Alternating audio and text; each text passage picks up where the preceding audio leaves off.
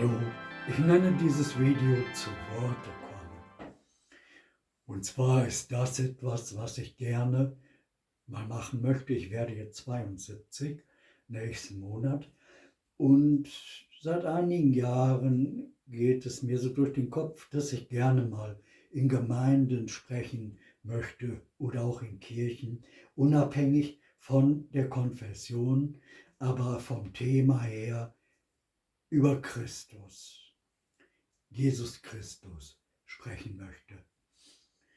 Was dieser Gedanke in meinem Leben verursacht hat und verursacht, welche Rolle er in meinem Leben spielt, was der Glaube in meinem Leben initiiert hat oder auch mir in meinem Willen in die Wege geworfen hat, damit ich das nicht tue, was ich eigentlich tun wollte, sondern ich bin nach und nach langsam immer mehr in diese Thematik gekommen.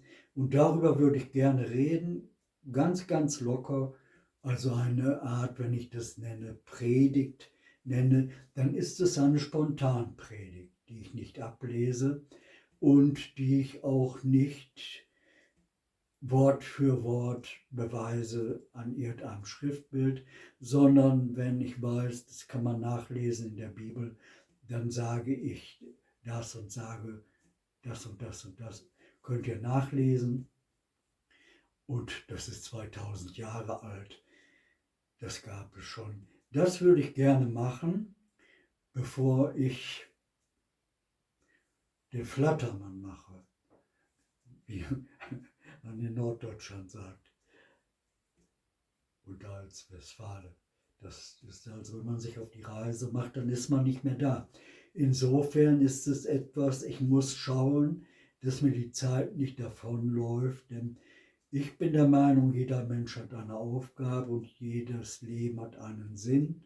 Und wenn man es schafft, das zu erkennen, was eigentlich der Sinn ist von dem, was man selbst ist und was man lebt, dann ist man weit gekommen im Leben.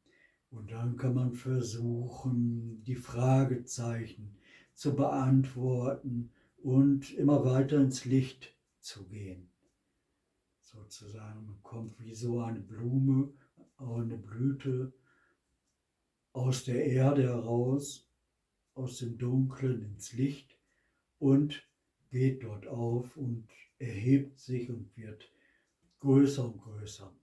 So, und ich würde jetzt gerne in irgendwelchen Gemeinden und Kirchen gerne sprechen.